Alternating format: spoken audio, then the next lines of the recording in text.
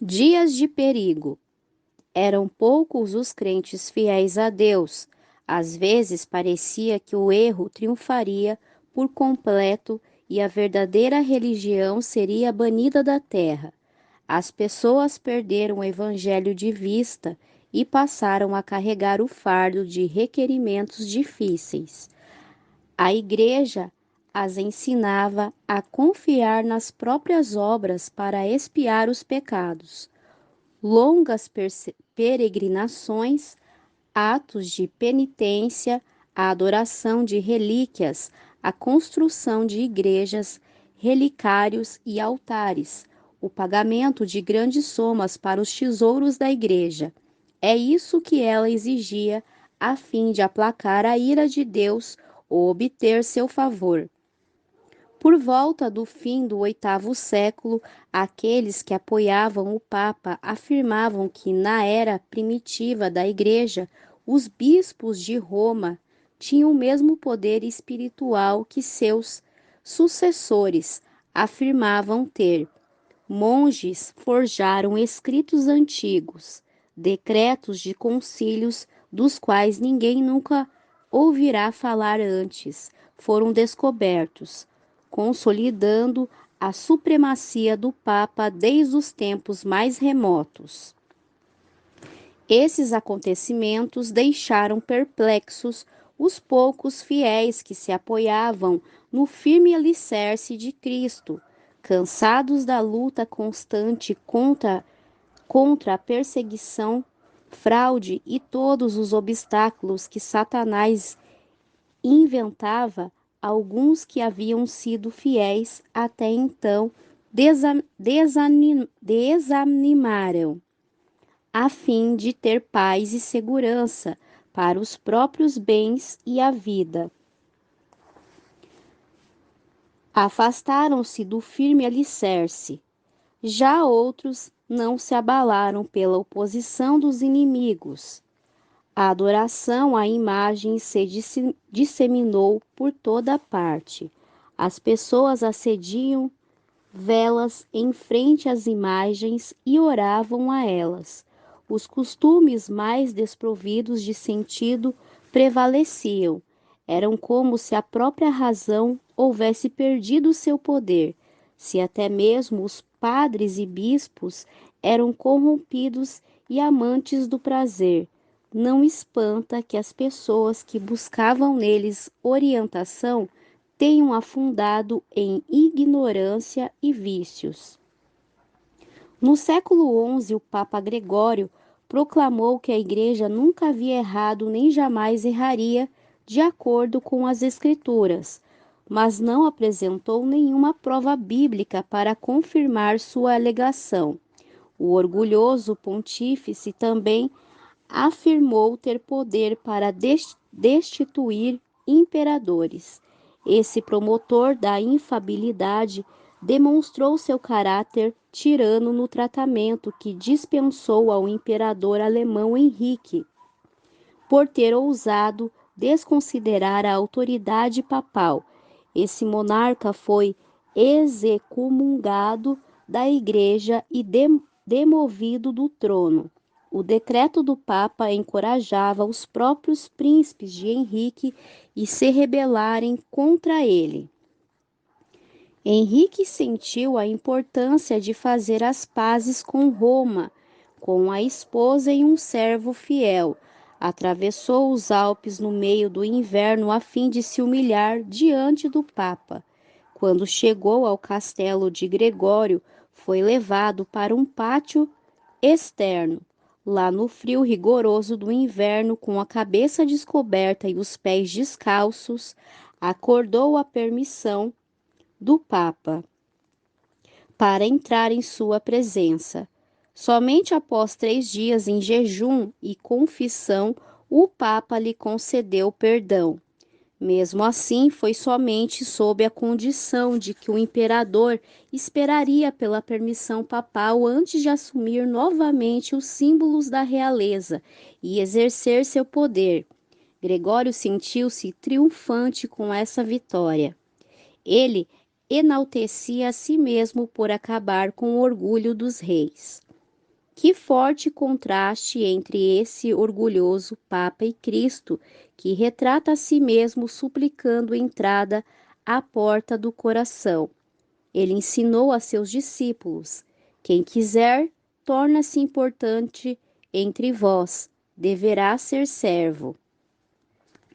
Mesmo mesmo antes da instituição do papado, os ensinos dos filósofos pagãos já exerciam influência na Igreja. Muitos ainda se apegavam às crenças da filosofia pagã e incentivavam os outros a estudá-la como forma de entender sua influência entre os pagãos. Erros graves se infiltraram na fé cristã dessa maneira. Como as ideias falsas surgem?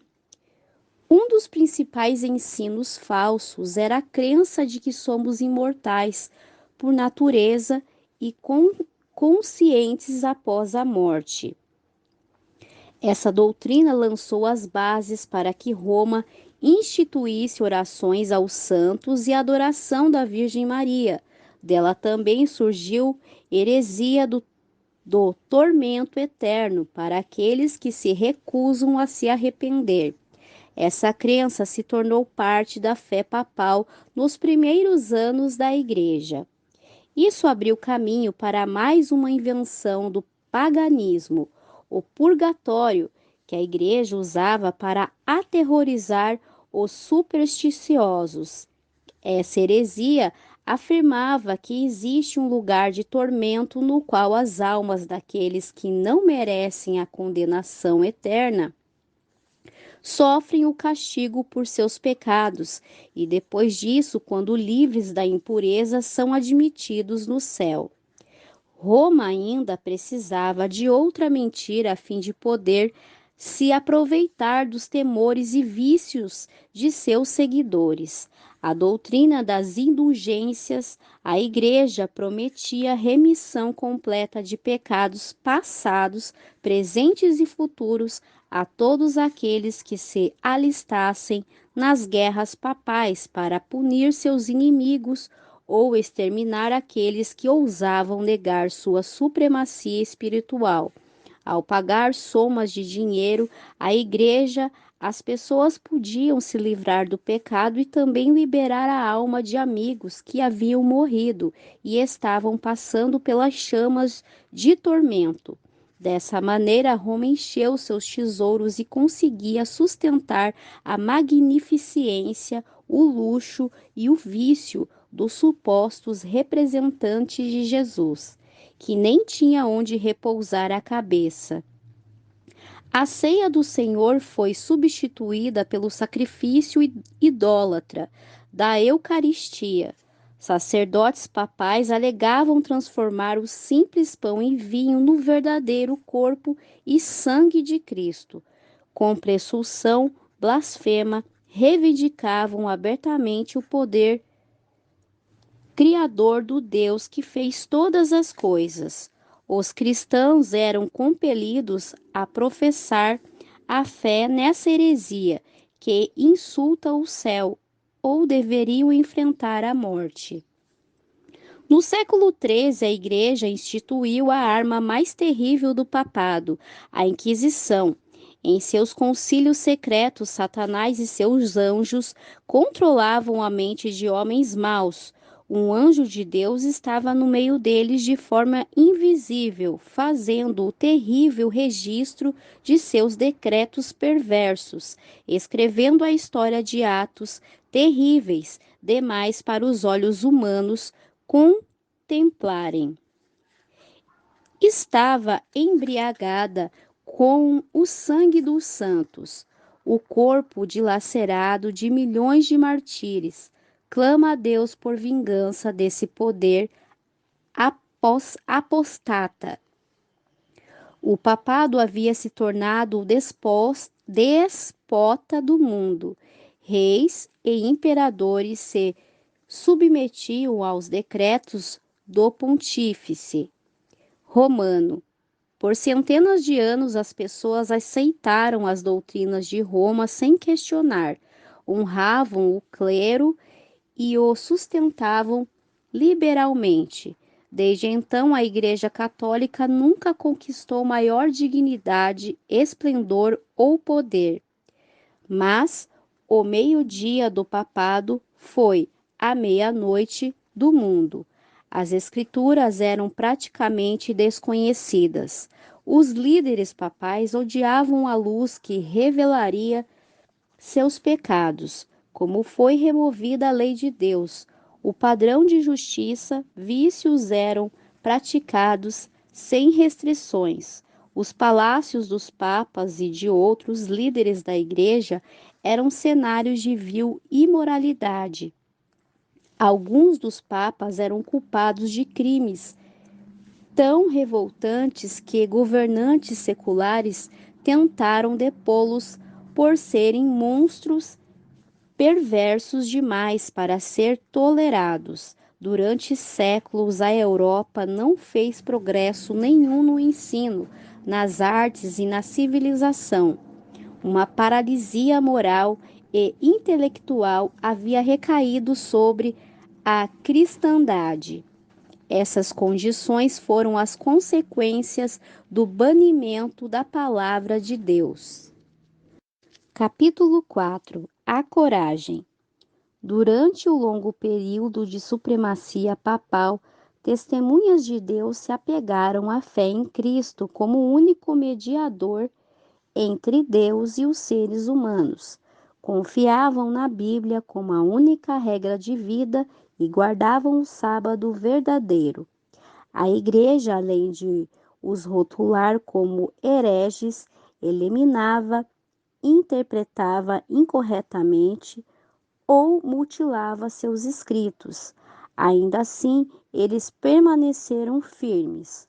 Quase não há menção a eles nos registros humanos, exceto nas acusações de seus perseguidores. Roma procurava destruir tudo o que era herege, fossem pessoas ou escritos. A Igreja também tentou eliminar todos os relatos de sua crueldade em relação àqueles que dela discordavam. Antes da invenção da imprensa, os livros eram poucos, então não havia muitos recursos para impedir as forças de Roma realizarem seus desígnios. Assim que o papado obteve poder, estendeu os braços para destruir todos aqueles que se recusavam a reconhecer sua autoridade. Na Grã-Bretanha, o cristianismo simples criou raiz cedo, sem as corrupções da apostasia papal. A perseguição realizada por imperadores pagãos foi o único presente que as primeiras igrejas da Grã-Bretanha receberam de Roma. Muitos cristãos fugiam da perseguição na Inglaterra, encontravam refúgio seguro na Escócia. De lá, os cristãos levaram a verdade para a Irlanda e as pessoas desses países a aceitaram com alegria. Quando os saxões invadiram a Grã-Bretanha, o paganismo assumiu o controle e os cristãos foram forçados a se retirar para as montanhas. Na Escócia, um século depois, a luz brilhou até terras distantes. Da Irlanda veio a Columba e seus colaboradores, que transformaram a solitária ilha de Iona no centro de sua obra missionária. Dentre esses evangelistas, havia um que guardava o sábado bíblico e apresentou essa verdade ao povo. Uma escola foi fundada em Iona e missionários saíam dela para pregar na Escócia, Inglaterra, Alemanha, Suíça e até mesmo na Itália. Guerra contra a verdade. Roma, no entanto, estava determinada a submeter a Grã-Bretanha a seu domínio. No sexto século, missionários católicos trabalharam para converter os saxões pagãos. À medida que a obra progredia, os líderes papais se levantaram contra os cristãos simples, humildes e bíblicos, em seu caráter, sua doutrina e conduta. Os representantes de Roma exibiam a superstição, pompa e arrogância do sistema papal. Roma exigia que as igrejas cristãs reconhecessem o Papa como seu governante. Os bretões responderam que o Papa não tinha direito à supremacia dentro da igreja e que prestariam a ele apenas a submissão que é devida a todo seguidor de Cristo. Sabiam que não existia outro mestre além de Cristo. Então, o verdadeiro espírito do papado se revelou. O líder de Roma disse: se não aceitarem irmãos que lhe trazem paz, receberão inimigos que lhe trarão guerra. Roma lançou mão de guerra e engano contra essas testemunhas da fé bíblica, até que as igrejas da Grã-Bretanha foram destruídas ou forçadas a sujeitar-se ao Papa. Nas terras além do domínio de Roma, os grupos cristãos permaneceram quase que completamente livres da corrupção papal por séculos. Continuaram a considerar a Bíblia sua única regra de fé. Esses cristãos acreditavam na permanência da lei de Deus e guardavam o sábado do quarto mandamento. As igrejas que se apegaram a essa fé e prática existiram na África Central entre os armênios da Ásia. Dentre os que resistiram ao poder papal durante esse período, os valdeses são os mais significativos. Na própria terra em que o sistema papal havia estabelecido sua sede, as igrejas do Piemonte mantiveram sua independência. Mas chegou o momento em que Roma insistiu na sujeição delas. Mesmo assim, alguns se recusaram a ceder ao Papa ou ao bispo, determinando-se preservar a pureza e a simplicidade de sua fé. Ocorreu uma separação. Aqueles que se apegavam à antiga fé deixaram seus lares. Alguns deixaram para trás Alpes nativos, ergueram o estandarte da verdade em terras estrangeiras. Outros se retiraram para as fortalezas rochosas das montanhas e ali conservaram sua liberdade de adoração a Deus. Sua crença religiosa era baseada na palavra escrita de Deus. Esses humildes camponeses excluídos do mundo não haviam encontrado a verdade sozinhos, em oposição aos ensinos da igreja apostata. Herdaram as crenças religiosas de seus antepassados. Em conflito, exaltaram a fé da igreja apostólica, a igreja do deserto, não a orgulhosa hierarquia no trono da grande capital mundial. Era a verdadeira igreja de Cristo, a guardiã dos tesouros da verdade que Deus confiará a seu povo para que fossem contados ao mundo. Um dos principais motivos que levaram a igreja verdadeira a se separar de Roma foi o ódio desta em relação ao sábado bíblico. Conforme a profecia tinha previsto, o poder papal pisoteou a lei de Deus. As igrejas submissas ao papado eram forçadas a honrar o domingo. Cercados por erros disseminados, muitos dentre o povo verdadeiro de Deus ficaram tão confusos que, embora guardassem o sábado, também não trabalhavam aos domingos. Entretanto, isso satisfazia os líderes papais.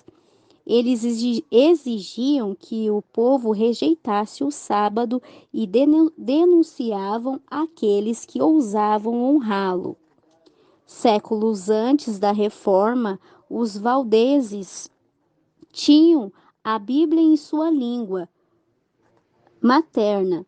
Isso os tornou alvo especial de perseguição. Declararam que Roma era a Babilônia apostata ao Apocalipse. arriscando a própria vida, permaneceram firmes, resistindo às corrupções da igreja dominante.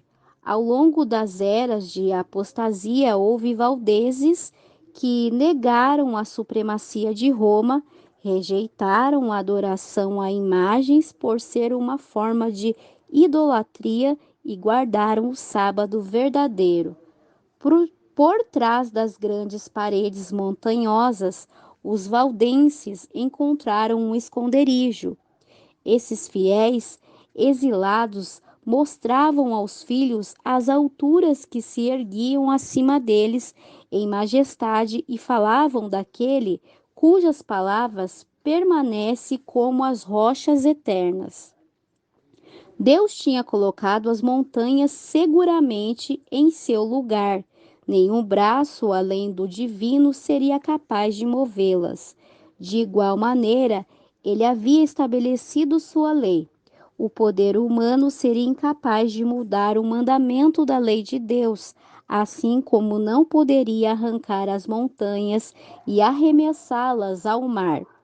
Aqueles peregrinos não reclamavam de sua vida difícil. Nunca se sentiam solitários nas montanhas isoladas. Eles se alegravam em sua liberdade de adoração, dos penhascos elevados, cantavam louvores e os exércitos de Roma não podiam silenciar seus hinos de gratidão. Princípios valiosos.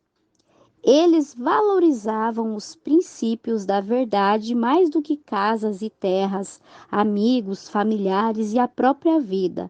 Ensinava aos pequenos desde a primeira infância a considerar sagradas as declarações da lei divina. Eram raros os exemplares da Bíblia.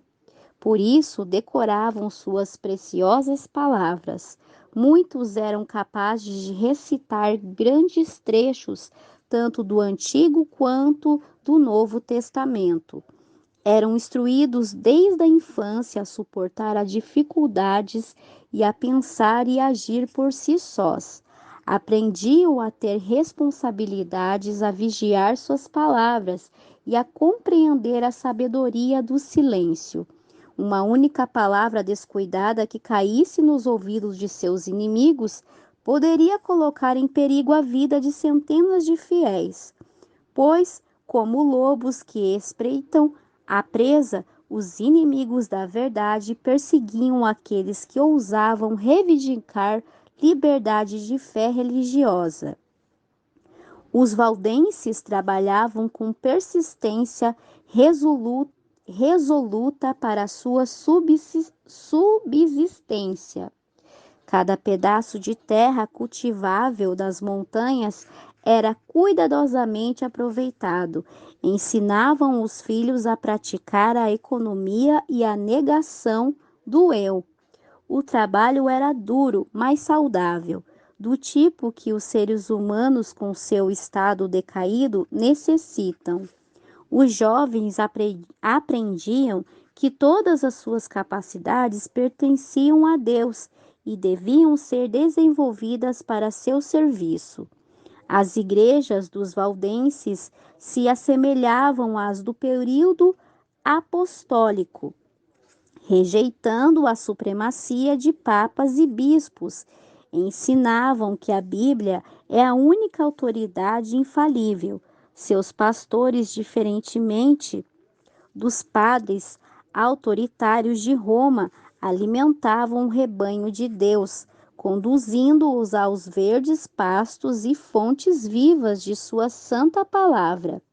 As pessoas não se congregavam em igrejas magníficas ou grandes catedrais, mas nos vales alpinos ou em tempos de perigo, em alguma fortaleza rochosa, a fim de ouvir as palavras da verdade proferidas por servos de Cristo, os pastores. Não só pregavam o evangelho, como também visitavam os enfermos e trabalhavam para promover a harmonia e o amor fraternal. Assim como Paulo fazia, tendas Cada um aprendia algum ofício a fim de promover o próprio sustento caso necessário. Os jovens recebiam instrução dos pastores.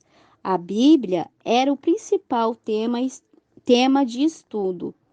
Decoravam os evangelhos de Mateus e João, bem como muitas das epístolas.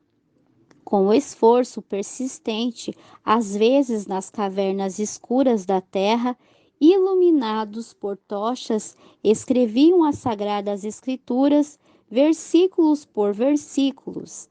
Anjos celestiais cercavam esses obreiros fiéis. Satanás havia incitado os sacerdotes e bispos romanos a enterrar a palavra da verdade debaixo de uma pilha de erros e superstições. De maneira notável, porém, ela foi preservada sem corrupções ao longo de toda a Idade das Trevas. Assim como a arca sobre as águas agitadas, a palavra de Deus supera as tempestades que ameaçam sua destruição.